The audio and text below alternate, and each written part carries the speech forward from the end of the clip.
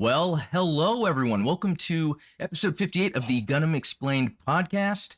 I'm Adam Blue, and luckily with me this week is Steven, still pulling his dad duties, and Gundam duties, and Gunpla duties. Duties. I'm now saying that too much, but you know about duties. How's things for you? I was going to say, I am fresh from changing a diaper. I will not confirm whether or not I washed my hands before getting online. well, well, that's cool, man. I'm glad you're able to join me. There's still a lot of cool stuff to talk about. Again, you can check out Steven's channel, links in the description, and I'm on Wednesdays. Hey, it might be fun to talk about Gunpla stuff in my channel, but Steven goes diving deep into like customizing, potential customs, and we talked about something yesterday too that's up on his channel. And you know what? It's cool stuff too, because it's stuff I'm going to want to do the customs he's coming up with. And so maybe others out there that are interested also could try their hands at it too. Yeah, Cool I techniques. appreciate the shout because you and I have some fun stuff, I think, coming down the pipe that people are going to be excited about. Yeah, I mean, I'm already planning on how to kind of it's AOZ themed stuff, and I'm kind of planning like to what because I have a bunch of AOZ Gunpla that I need to make look like what you're doing. So I'm gonna keep that stuff in mind. Just real cool, always fun to shout out Ian Hansen, our mod. Good to see you. I like that he said I was here hours ago. That was funny. But yeah, all the regulars. We got Robert, Golden Striker, Jedi Sayla, Josue, Metal Neo, Goose. Let's see, Rogue New Type. Good to see you. Midnight Hatter. Good to see you. No, I'm joking. Let's see, Neon Wave. So awesome. Yeah, let's have a good time because there's a lot of cool stuff to talk about. We'll talk about SD Gundam Battle Alliance since that dropped recently. I have a review up on the channel, but since then I've played it so much more, and there's even so much more to talk about. It seems like the game opens up as you go. Although I do have one concern, and I'll get to that when we start talking about impressions. But moving from that, GBO2, I'm not going to be playing that as much with Gundam Battle Alliance out, but they did announce a new suit. We'll talk about the Gelgoog suit, but also that will then dive into the Vertex, because the Gelgoog Vertex, a specific cool mobile suit, and there's some pilot stuff behind that we're going to talk about here. Getting into lore. And then some funny meme stuff I found about Gundam, and I think that's always fun to share. So, to start, one thing that's not Gundam related, but I just feel like it's like a PSA. For those that haven't brought up to me JoJo's Bizarre Adventure, I've been watching that, and like season 1, amazing. Season 2 started, and I brought up that I was like, they kind of changed some elements, and I wasn't too sure, but now season 2 is just getting amazing. Like, this show is so much more amazing than I thought a show could be, and it is nothing like Gundam. They might both be Japanese animation, but they are completely different. And I So you forget. and I are very similar in the regard that, like, you and I are not big anime guys. Like, Right. the most anime I get into is Gundam and Dragon Ball Z a little bit. So as a non-anime fan, do you put the stamp of recommendation, the stamp of approval on JoJo's Bizarre Adventure? Yeah, you know what? I do. I was telling my brothers, you guys got to watch this, because it's funny. Like, one of my brothers, he doesn't really care about anime, but he likes Berserk. But it's interesting because between him and I, like, he got into Berserk, I got into Gundam, and then we're trying to get into other anime, and it's kind of tough because sometimes you'll watch something that's just not that interesting. And then sometimes you come across stuff like 80s sci-fi horror anime is like my favorite.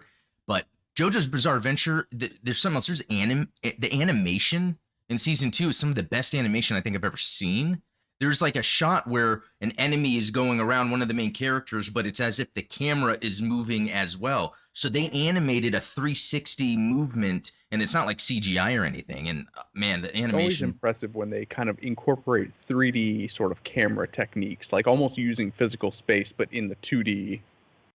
I love, and I think that's an interesting thing, because with Gundam, it's easy for them to get away with that in space because there's less of the background that has to be animated. So a lot of times, like in, although I think it is more 3D. I was thinking the Origin with the Battle of Loom, or is it Loam? Loom, where Char comes in and just decimates those Federation cruisers. Anyway, I just had to bring up JoJo's Bizarre Adventure because it's on my mind. Like, I got into the song at the end credits of the first season. I had never heard that song before. It's by a band called Yes. I'm sure everyone's heard of them. I just never heard that song. And then season 2 has a different song at the end credits. It wasn't as something about music in media like helps me really get into something. So that's one aspect that helped. Season 2, they changed the end credit song. It's still a cool song, but just not as interesting. And I just want to jump back in the chat again. Lucas Garrett, good to see you. Just want to see if there's anyone else. But yeah, so and then seen anyone, just in case no one brought up JoJo. Yeah, curious what you guys think of JoJo. But anyway, another cool thing, Steven, because of you sent some goodies over to me, and this is really cool because, you know, I don't want to sound like, or I kind of do want to sound like I'm making Steven sound like a badass over here, but like on his channel, he focuses a lot on the hobby aspect of stuff, and some of that's like 3D printing. And the Patreon, he has his prints available, the STLs, so he'll have them, you know, monthly, and he sent me some, and it blows me away, like how cool they are. So check this out, guys. I mean, I feel bad. They're like a month late. No, it's okay. I know you've been going through a lot of stuff, and you know this might. Let's see, yeah. So here's a Zaku. And it might be hard to see, but like the detail on this is amazing. In fact, like I can't wait to learn to paint. You know, I'm going to be following a lot of what you're going to be doing. With these customs, and I'm going to try to apply some of the paint techniques. So there's that Zaku. Yeah, we'll have to do some paint along streams because a couple of the minis that I sent you are primed and a couple of them are not. So, you know, I kind of want to see how you do, you know, selecting a primer and that kind of thing. See, I think that's going to help me being able to test on smaller things too. And then this is Nozaku. But this is just sick. This is probably a primed one, right? Yes. The black ones are primed, and that's one of my favorite. Like the pose for that Goof custom. You know, I was going for that like that iconic scene of Norris Packard standing on top of the building looking down. Yeah, it pulls that off. You know, a cool thing about it is this is not a big deal, but like, so this is the RX-78 too, and it has a base on it, but it has to because it's doing a very dynamic and cool pose. But what I do like is the ones that don't require a base don't, because I like it like that, where it's, you know, at any scale, you could take a picture in the ground, you know, the base is not there. And then there was the GM, although I accidentally knocked the shield off. I'll probably glue it back on, but yeah, anyway, there's that. What's very amazing about this, and it might be hard to see the detail, is like on the top of the beam saber, you know, the GMs have like that other little thing poking out at the top. That's literally like less than a centimeter. I don't even think it can pick up on the camera. The detail. So it's resin, which is different than like the plastic, like I'm used to, the filament. So I guess the resin really helps. Now, another thing real quick. I'm an Aliens fan, so it's actually pretty cool that you threw this in the facehugger. You know, I was like, I've got a couple more slots in the box, and you know, I've got a few things lying around. I wanted to fit this guy in there, but I couldn't fit him in the box. Was this oh, I forget which particular alien this is. I want to say it's like the Gorilla Xeno. Yeah, potentially, because it has a little more of the meteor top end, unless and the head's a little different. Like it could be warrior or drone, but yeah, the head is a little. That's nice. Yeah, resin printers. I mean, when I first got into 3D printing, I just bought the Ender 3 because it was not too expensive, and it was like you build it yourself, and I enjoyed it. But I quickly saw the limitations, and limitations just in terms of what I would want to print, because really the filament's fine for a lot of things. There's definitely a trade-off. I think that the filament printers, you can get larger scale items. They're great for like cosplayers because you can print like, you know, if you wanted to print an Iron Man helmet, you've got the space on the print plate. The print plate that I have for my resin printer, it's like, you know, this big. Yeah. So I mean, it's like maybe 2 by 4 inches. So you're really not going to be able to print a whole lot that's big. You know, you're kind of restricted to like minis and things like that. So Yeah, the biggest thing I ever printed was, and I have them in the attic. You know those chain gates or chain walls you can buy for like Gunpla. I 3D yes. printed a whole bunch of them for background stuff. Oh, that's awesome. All I need to do next is probably a light sanding, paint, and put stickers. But I never did that. It was just background stuff. Maybe Real put some quick, LEDs in it. what's that? Maybe put some LEDs in the chain wall. Yes, that is a good idea because I did have the LEDs in my white base hanger deck. On Amazon you can get that stuff cheap, the little LEDs with the battery. But to actually, customize it with a 3D printed wall, that would be a good idea. Neon Wave is saying something interesting here. JoJo characters and stands are named after actual songs and artists, though changed in the English dub due to copyright reasons. Literally, there's a character named Vanilla Ice, and others Aerosmith. And yeah, like all through the first season, there's a lot of characters, that are named after bands, but I think maybe the names were enough where they wouldn't be dinged, or they wouldn't be dinged. Lawyers would kind of just head over there. But I didn't notice it as much in the second season, but I guess it is due to the change. There's the main bad guy's named Dio, which Dio could be a lot of things, but that is also a heavy metal band from late 70s, early 80s. Well, Dio himself was in some other bands like I think it was Black Sabbath and Rainbow, kind of that metal. And there's a lot of Dio references. himself is kind of an iconic metal artist. Guy. So like yeah, and then there was like a character named Styx, but then he like died quickly. And then Speedwagon is the name. It's Arios. It has like the full name, but they just go by Speedwagon like in the second season, so they don't. Nice. Now, how high is Styx's voice? You know what? I don't remember because that character went pretty quick. Yeah. And Died then in falsetto. Neon Wave is saying the best part of JoJo, according to fans, is part 7, which isn't out yet in anime form. Okay. See, that's what's really interesting. Like, so this started on Netflix, in 2012 or something, and they're just continuing the manga, but it is like top tier animation. Like, I'm actually surprised like how good this is. It must be. I wonder, like in Japan, if it's like up there to Game of Thrones. I don't know. I mean, it's funny because I know a lot of Berserk fans who were rather insulted by the later animation from the 2016 CGI Berserk adaptation on Netflix or something. Yeah, and it was like CGI. Yeah, that was weird because I remember watching that. I had watched the other ones, but there is something about that animation that I think maybe older people haven't been able to like get used to yet. I think that it's kind of like CGI when it looks bad, but some people would prefer CGI over stiff. Practical. Yeah. Let's see. Dio Brando is Italian for God brand. Huh. Okay, yeah, there's a lot of stuff in in JoJo that's like references, and then there's a lot of things in the world that are actually just references to JoJo, from what I've learned. Santo Bell is calling out. Life imitates art.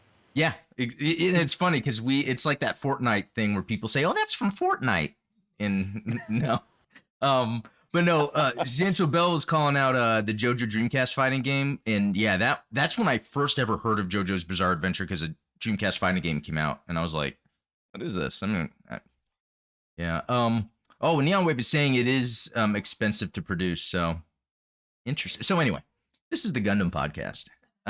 Although, hey, it's okay to talk about other stuff. You know what? Let me jump into the screen share. So what I wanted to show real quick is just let me move this. This past week was a cool week because the Gundam SD Gundam Battle Alliance came out. So I do have a few videos up now.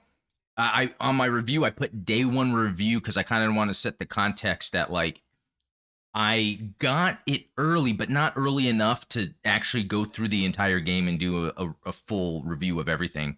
Because in fact, since that review, I've found it opens up a lot more in terms of gameplay, in terms of what the game is throwing at you. There's a lot of times I'm failing missions. I have to go back and grind.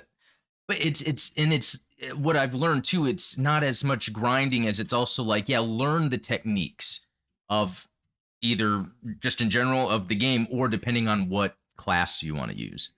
And we'll talk Mhm. actually, yeah, let's just jump into that right now because I think the other thing, the Psycho Gundam video, yeah, you guys know where to go to watch those videos. Steven, tell me, what did you think about Battle Alliance? And I guess you got it on the Switch also, right? Yeah, so I got it on the Switch. I didn't have as much time to play with it as you did, but I had to get it on the Switch because when you're holding a newborn in one hand, you can actually kind of like maneuver and Yep. do a little handheld action.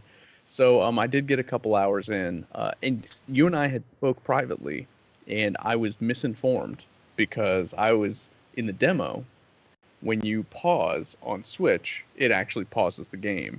However, in the actual game, when you try to pause on the Switch, same thing as the PC, where Yeah, there's they no took pause. out the It pulls up the pause. menu, but you're still in game. So I learned that the hard way, and like you, failing missions kind of left and right. I really appreciate when I played the demo. The gameplay wasn't what I expected, and so I was kind of put off by that. But as I've gotten a little bit more into it, I've seen how engaging it is and how much of a challenge it really is. Yeah.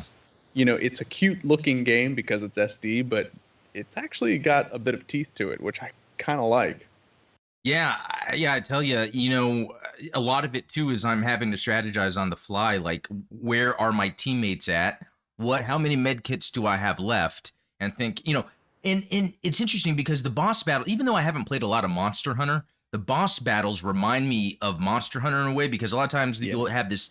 If it's not a big boss, sometimes they're small, but it really requires your whole team to be surrounding. I mean, I'm getting to the point where my main move is as soon as I see a boss targeting one of my teammates, I do this kind of like boost maneuver to get behind the boss because that's how you're really going to take him out. And then you have to do Yeah, when your you see that back hit, back hit, back hit, back hit, you're like, yes. exactly. And because that's the thing, you want to position yourself to get some good damage. And something I'm still learning, and someone posted well, actually, as I get that queued up, so what are some other thoughts or impressions? I mean, anything negative? Negative is fine here. I mean, I haven't really gotten anything negative from it yet. Cool. Like I said, I really enjoy the game. I think that I really like the fact that using a med kit is a time commitment instead of just like you can mash the repair button to gain armor points. You almost have to, and you and I kind of talked privately about this, where it's almost got a Souls-like feel to it, where everything is deliberate, everything is timed, and you have to, if you're going to use a repair kit, you have to put some space between you and the boss because that Epion Yeah, can close the distance real quick. one of the cool features in the game is that you can add like a perk to your pilot. It's separate from the mobile suit, and you have 3 slots. One unlocks it, I think, at like 5, and then it's 15, and then 30. Yeah. One of the perks is medkits are faster. That's one that I ended up having to put on because Yeah, there are times where if I didn't have that, there's no way you can heal yourself. It seems like the enemy AI knows you're gonna heal, or knows if like a friendly is gonna go heal, and they'll go for them. And that's the other thing Yeah. that I wanted to bring up about this game is that the AI, in particular the Allied AI, is better than any other Gundam game that I've ever played, hands down. I've seen them take out enemies when I was exploring. I would go like explore because that's another cool thing. There's like hidden loot. Yeah, and they'll just do the fighting for me, and I can stay back. Yeah, sometimes it's about staying back, and I will lure the boss toward me, so then one of my guys can heal the other, and then they can get back to fight. It's surprisingly well done. What are your preferred Allied units? So that's a good question. What I started doing was, because I'm just a UC fanboy, I leveled up the GM first to 15, and then I was using the gun tank and the gun cannon just because they were starting ones. But now I'm at a point where I'm in the easy 8, and I have a ground Gundam and the GM kind of backing me up.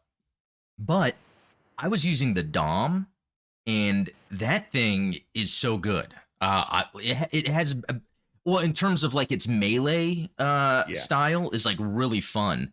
which is another cool thing how the suits are different. And just real quick, Kaz WM's asking how late in our 00 spoilers and SD Gundam, haven't finished the show yet but started the game. Someone else asked that in the comments, and some of you might be disappointed, but I'm skipping all story because I don't care. And I think you can enjoy the game and not be spoiled because I will recognize maybe a location, an encounter, but I think the story in that game is different enough to where it's not really what's going on in the shows. Because someone did ask about even UC. They're like, oh, I haven't finished 0079 yet, and I was like, yeah, I don't think you're not missing much. Yeah. I'm with you. I've skipped through most of the story. Really, the story in this game is similar to the story in like Dynasty Warriors Gundam, where it's more of a conceit that allows the cross-generational mobile suits to exist in the same space, right? Kind of like like an Enter the Spider-Verse type thing. Marvel Cinematic Universe. Yeah, it's not there to be enjoyed. It's there as an excuse to have the Barbatos fight the RX-78, Yeah. But that said, a lot of the kind of tentpole moments of a lot of these series, everyone knows who Ramba Ral is. You're not going to be surprised when Ramba Ral shows up because even if you haven't watched 0079, you know what the goof is. You know the Nozaku boy. Like it's the only things that get spoiled are the memes that you already know. Yeah, that's a good point. Yeah, usually the quotes, if they're used as stuff you'll be familiar with. Now, with the Switch version, I've heard that's the only one with local. I don't know if you had tried that yet. Local Not co-op? Yet. I will eventually. Once little girl goes down to sleep, I will con my wife into playing some SD Gundam with me. Okay, and so is it really true then that, or I don't know if you looked at the menus, but that it doesn't have the online multiplayer on Switch? It still has the online multiplayer, so it's got both. So, and I hope it's cross-play with everything. It might not be, but yeah, we'll have to test it out. So that's a good thing about this game is on PC, when I go to multiplayer and I do quick match, I'm in a game in 30 seconds. And another cool thing that I've started to realize is when you start a level in this game, you can beat it fairly quick. You could beat some levels under 10 minutes. Some might take you more, but I've noticed that I think every stage has a timer of 30 minutes. Now, that's kind of cool because really it just tells you can play the game in bite-sized chunks if you want, especially go online, grind with some people, get some XP. But what's cool is I did a level today that was from UC Gundam, and it seemed like it was like a huge battlefield, and I was seeing like all the fighting up in the air. There were allies and enemies like fighting over there, but the real like the in-game NPCs and somewhere else. But there was a boss to go to over there. So that game gives you that 30-minute timer. You could actually stay in that area and just fight and fight and fight, and more will come in. Like the game is kind of open. Like if you just wanted to sit there and fight the Battle of Solomon, you can, and then go fight, a boss. I do like that because it gives you the chance to just sit there and play it however you want. In a way. And those minion enemies kind of lull you into a false sense of security because when you're mowing through like Leos and Zakus and Grazes, you're like, oh man, I could take on anybody. But then once those boss units hit and you're, oh man. Yeah, because I guess as hard as the game is, I don't think a normal enemy unit has killed me yet. Even though I get attacked by them, it's mainly the bosses. But again, the levels are pretty unique. Some are super linear. Some have multiple paths, even though they lead to the same place. But you'll come across an area where there's some loot and then some enemies. So, I will say as, a Gundam fan, I love this game. But as a critical, game analysis person, I'd say it's pretty lightweight. If you're used to playing things like Elden Ring and that's all, or like Assassin's Creed and you need like all of the unlockables, it's not here. If you like character action games and leveling up stuff and having many things to choose from for the combat, like this game has it. And Yeah, it's a lot of fun. oh, you know what? Let me grab something. Robert actually just reminded me of something that I was going to grab, but it's unrelated, but I'm just going to do that on the side. But anyway, I was curious, how much time have you been able to get playing? I mean, with baby and everything. Like, is I mean, it? I've only sunk about like 2.5 hours into it, but it has been enough for me to completely max out my Zaku 2. Oh, Now that okay. is with the the pre-order bonuses, like you get like the extra capital to spend and whatnot. Oh, you know what? Um, That's funny you bring that up because I guess people on the PC side had trouble getting the pre-order stuff to unlock. oh, Yeah. really? Like some people are having to make a separate save file and then it unlocks it. So Hmm. for me, luckily my copy did actually include the bonuses, but it didn't show up. Like it shows I have DLC and everything, but it's not. But I don't really mind. There's so much to do. You Yeah, know. I mean, I wasn't planning on using the Liu Bei Gundam or the Cao Gundam from Dynasty Warriors. Like that stuff doesn't really appeal to me, but you know, it's cool to have it, I guess. Okay. Yeah, that's a good point because with all the cool looking ones, I haven't bothered with anything that's not UC, but I know I eventually will. I'll probably do like Wing or Double O next. Yeah, for Since I've done sure. those. I Okay. mean, the Epion is just watching like fighting against the Epion as a boss. I'm like, I want one of those. Yeah. Yeah, I know. Yeah, collecting them just like Gunpla. Big So I dangerous did hobby. this early tips and tricks video, and I even said in it, hey, if anyone's got any, please post. In this individual, Joel will smile. Very nice post. I want to read this real quick. So here's some tips. Do the tutorial missions, and I agree, it does help a lot. You'll be able to understand things like chain breakers, chain reversals, perfect guard, and such with these. Not only that, they give you an item you can sell for 500 credits, and I believe there is 4 of the tutorial missions. So yeah, they don't make it mandatory to do the tutorial missions, but I think you should. You get credits for Even it. the game strongly suggests it.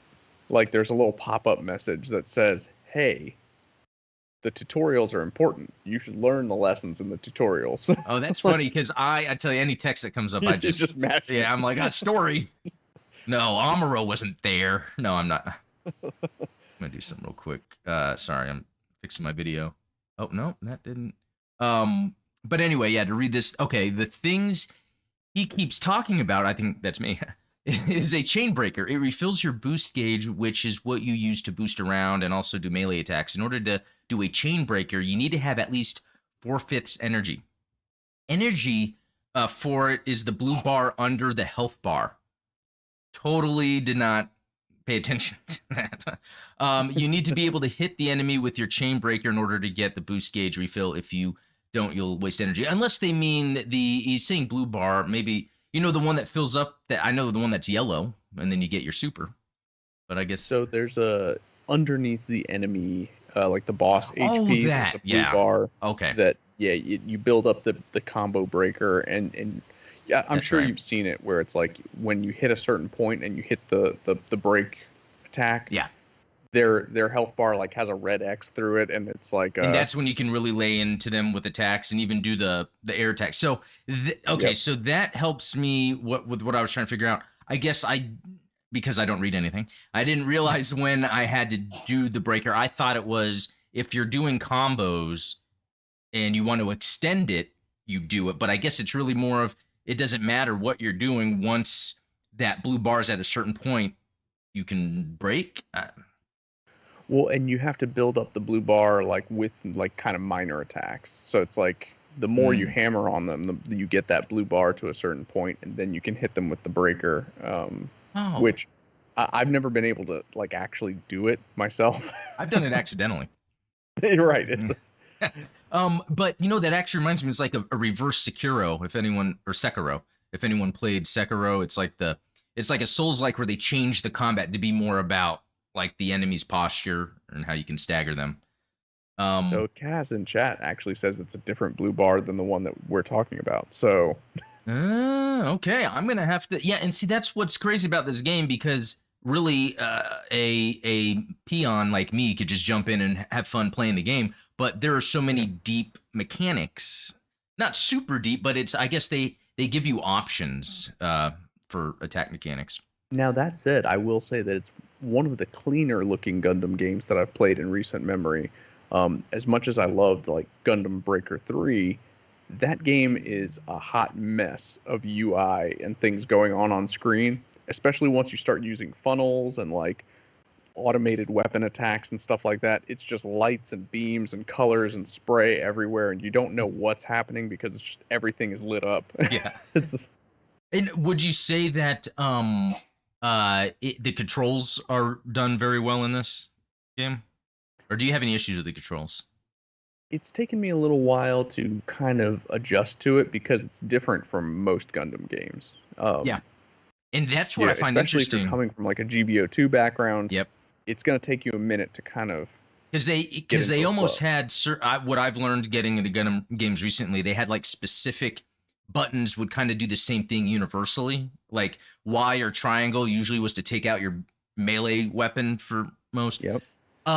And the reason I like it so much is because I have a background in just playing all sorts of games. I love action games. The controls are just like something out of any character action game. God of War, Devil May Cry. There's probably a lot of recent ones that I'm forgetting about, but okay, let me go back to this. Okay, you can press the same buttons for Chain Breaker for a reversal. This is when you're getting hit. It uses 5 energy, but it knocks the enemy back, getting them off of you and lets you combo them. It doesn't refill the boost gauge, though. Okay. See, and that's where I would get confused. Sometimes I would do a break, but not get anything refilled. And I'm like, but that makes sense.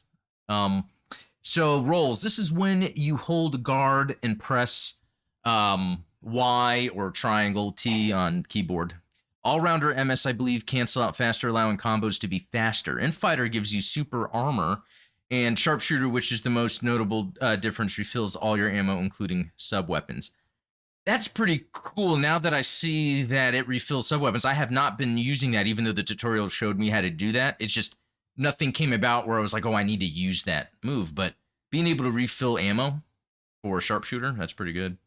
It's pretty huge. Make sure you read your parts. Oh, I have to read. Well, no. But yeah, make sure you read the parts you're equipping. Words in red are a debuff.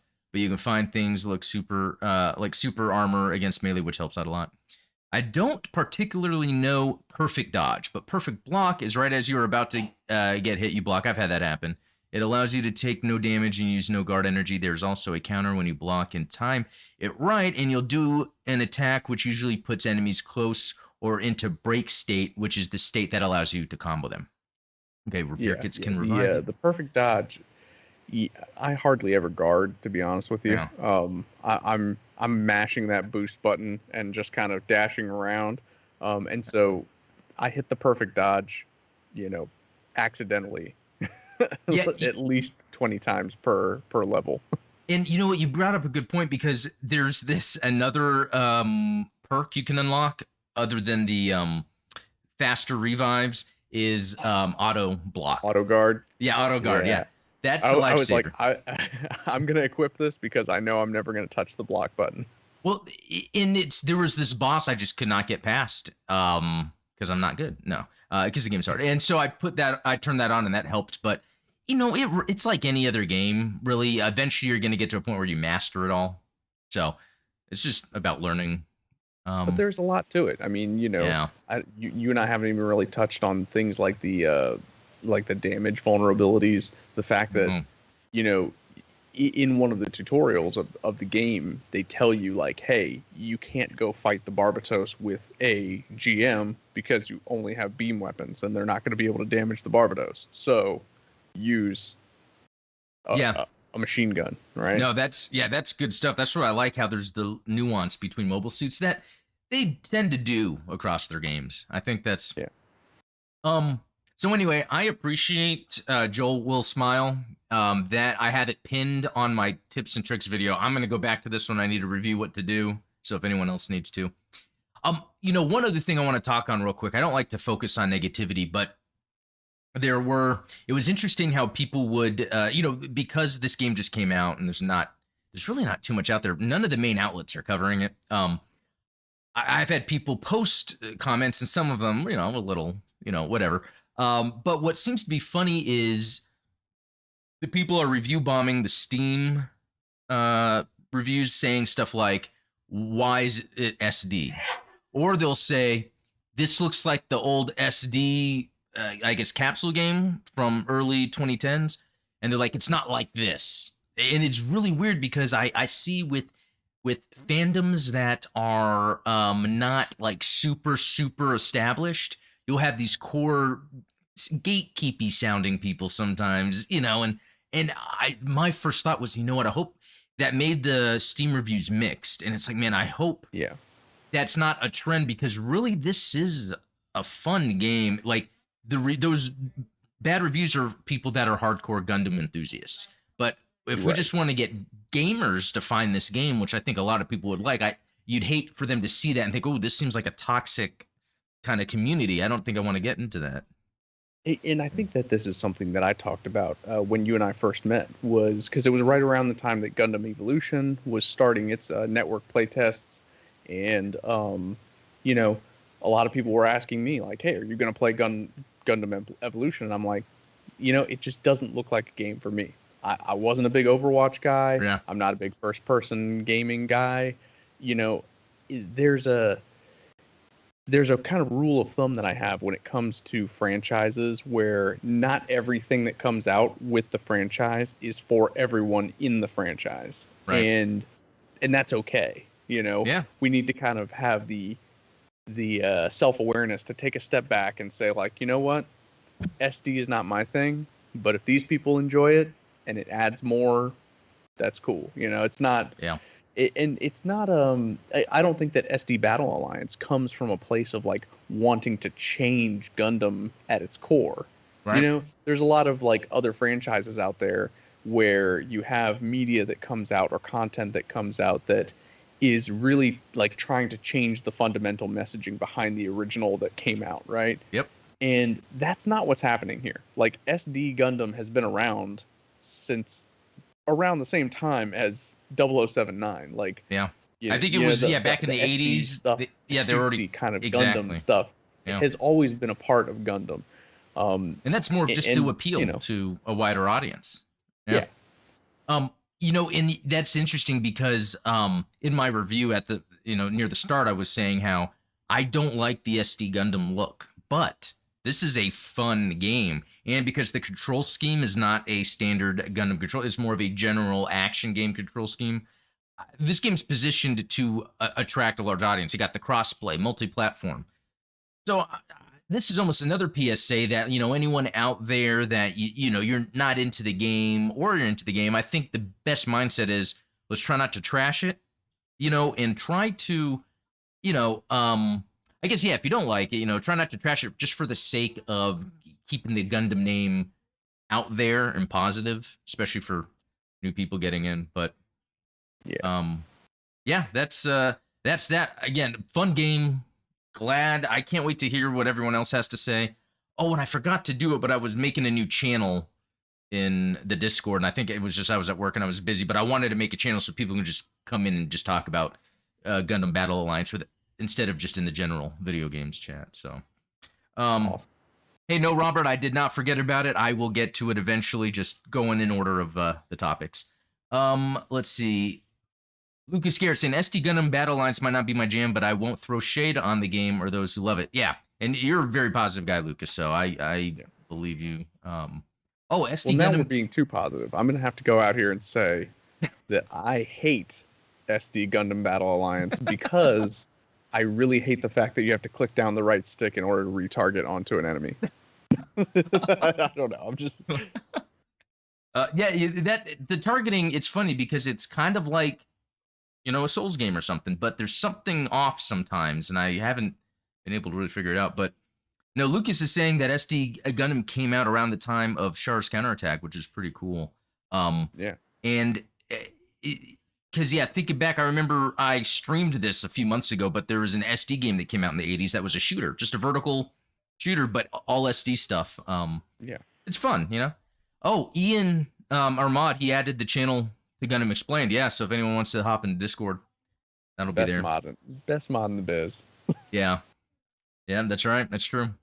Okay, so you know what I want to get to real quick is that Robert had asked me to share an image. Let me get to that. So yeah, Robert is one of our resident artists at the fan art channel in the Discord. He has a lot of stuff, even in the not the fan art, but also the fanfic. So yeah, I was gonna say he's a strong writer too. Yeah. So yeah, just it's another look at one of his robots, not necessarily a mobile suit, in progress. It has that slender design that reminds me of like the EVA units from Evangelion, even though I've never watched that. And I kind of like the little Gundam stuff going on up there. So yeah, Robert, good job with that. Yeah, if anyone wants to take a look at it again or some other artwork, we have that at our Discord. All right. What am I going to move on to next? We'll do this real quick. I think I got time for the rest of this stuff. So I did this which movie is better.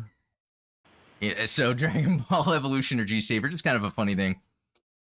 I rented Dragon Ball Evolution last weekend and I watched the first 15 minutes and I was like, yeah, this is just not for me. But I won't bash it. It's just not for me. Which it's weird because when I watched G-Savior, I was like, wow, this is better than what people were saying. But I was raised watching those 90s sci-fi shows. So I'm used to that look, you know? Yeah. And do you have any commentary about Dragon Ball Evolution?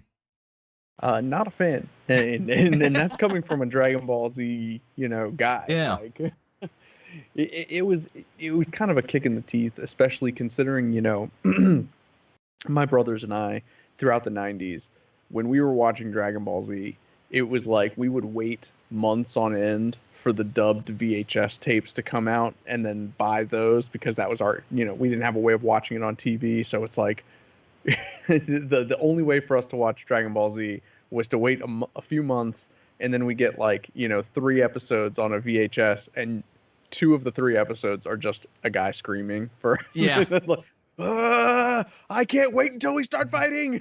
Which it's funny because I think I mentioned before, I've watched the Frieza saga. When I was in high school, my buddies were like, or middle school, my buddies were like, you need to watch this. I watched it. I was like, that was enjoyable.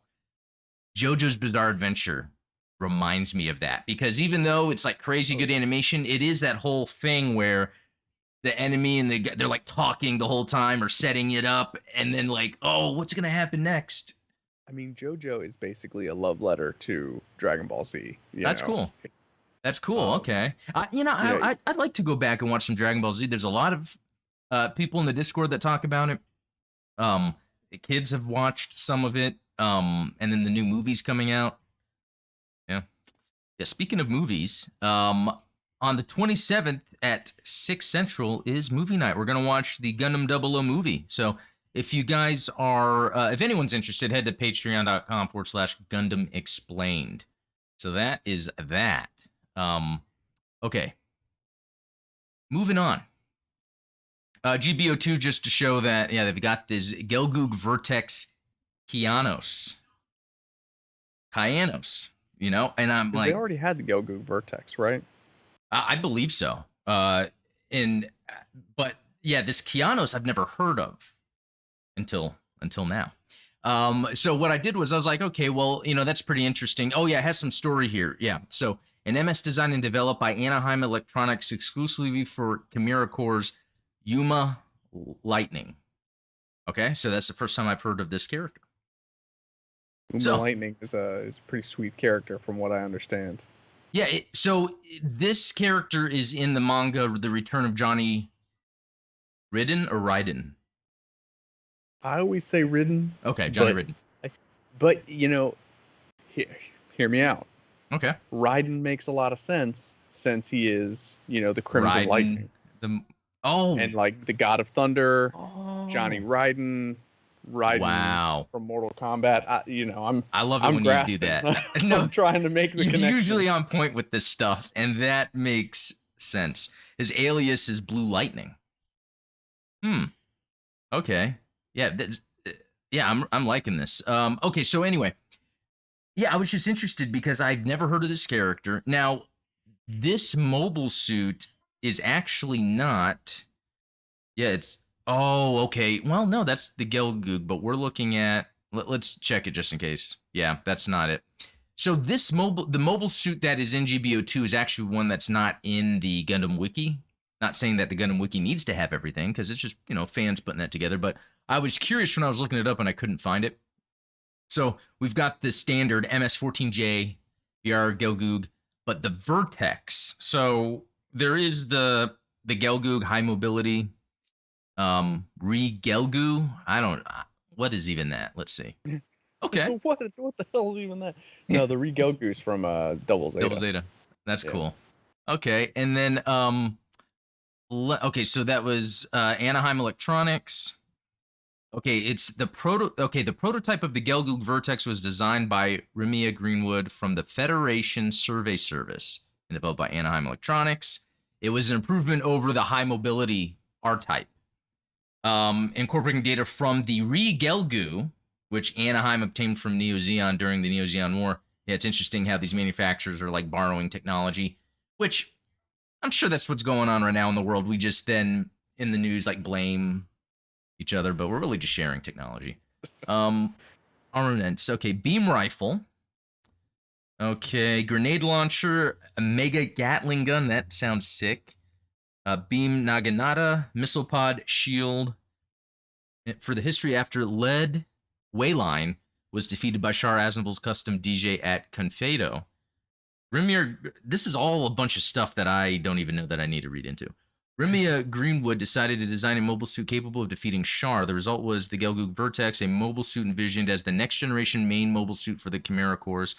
Simulated prototype was tested by Cristobal Rutherford, who commented that it was an amazing machine. Later, an actual unit, the Vertex Testarossa, envisioned as Johnny Ryden's unit, was test flied?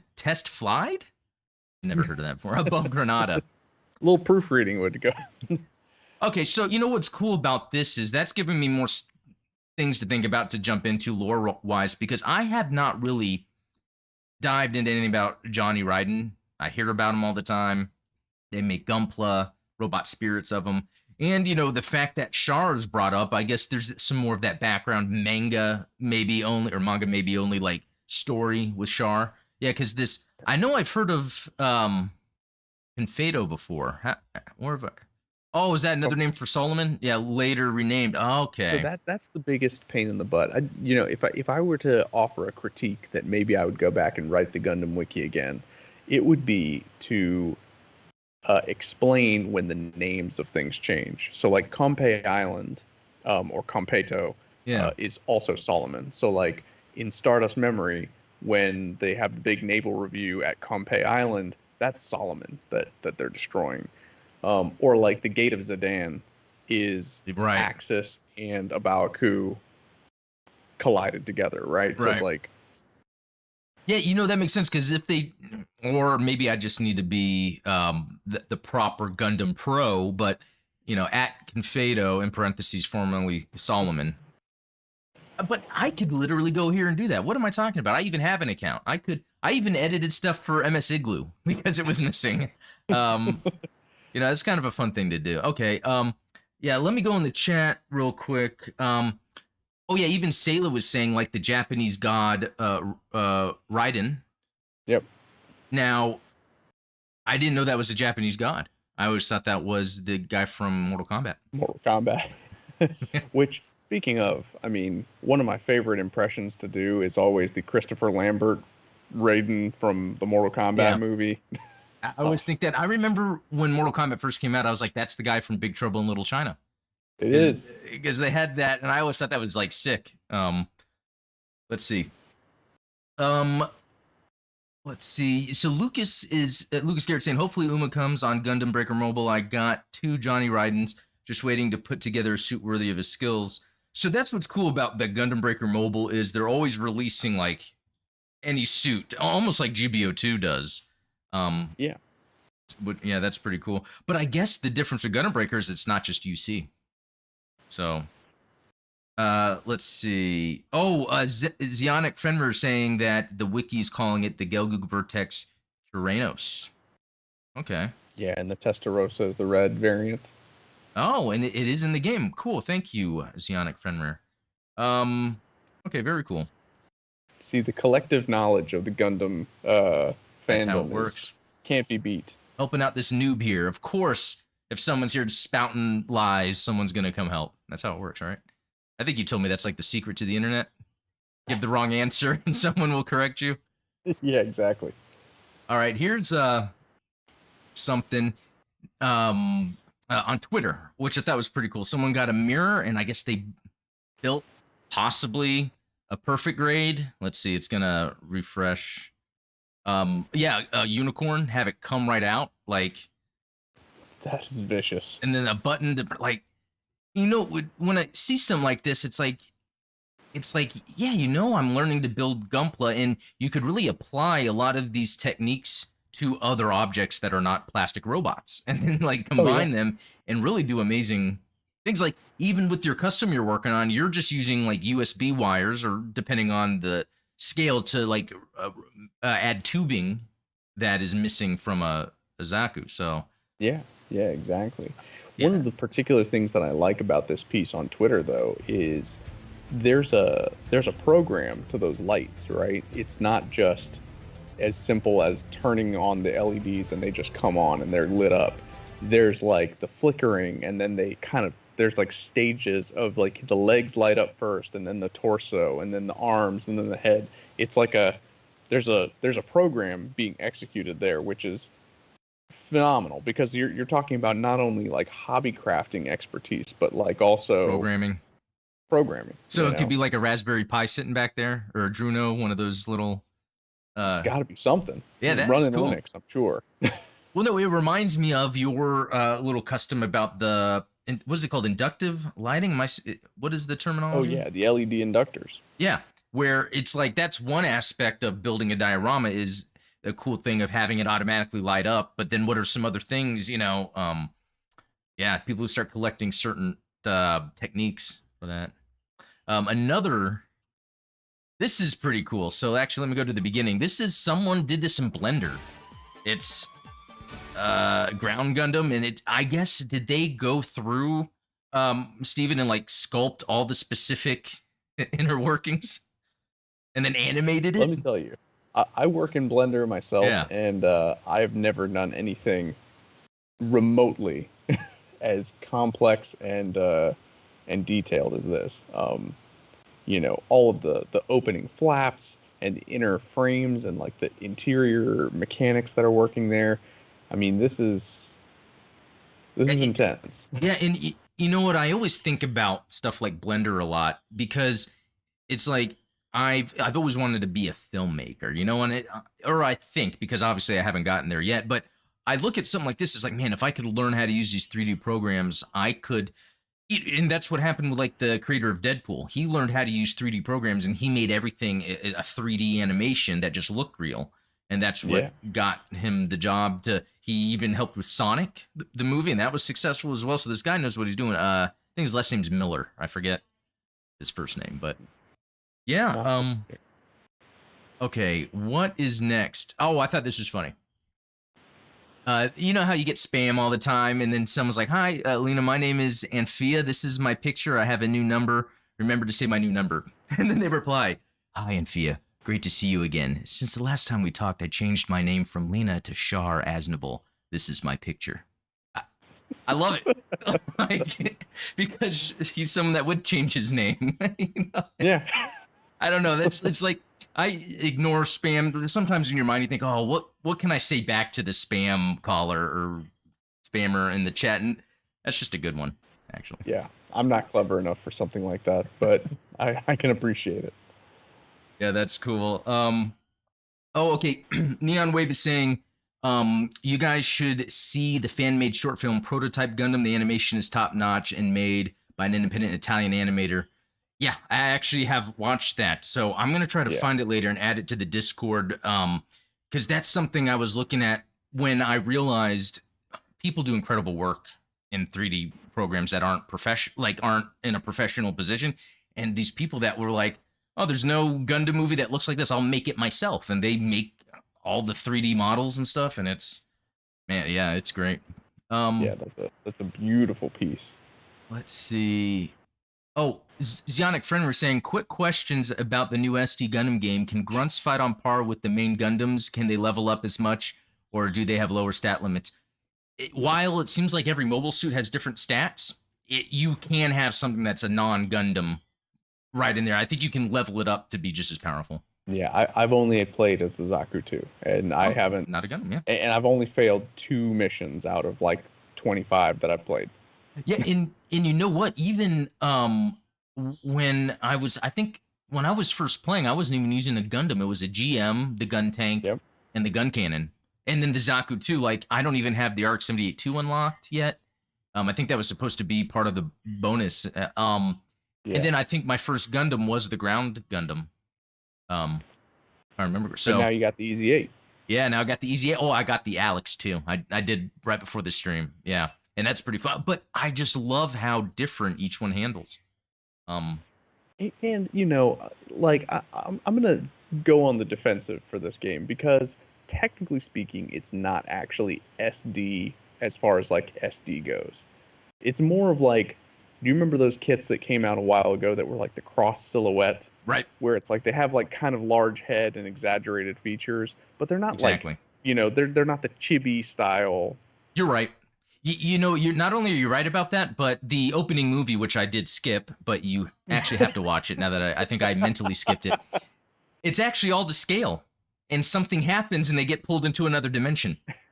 So even technically, this game is not SD. No. It's in an alternate universe. It's enter the SD verse. Yeah, there you go. Into the SD verse. Okay. Yeah, they need to do it like that. ODST Film 0079, finally a Gundam stream. That is right. That's why I started this, because I wanted to join some live Gundam discussion. So, let's see, anything else? Rogue New Type, they even show all the switches and knobs in the Gundam cockpit and how the AMBAC system turns on. Very cool. Yeah, for people to go in that depth of designing that.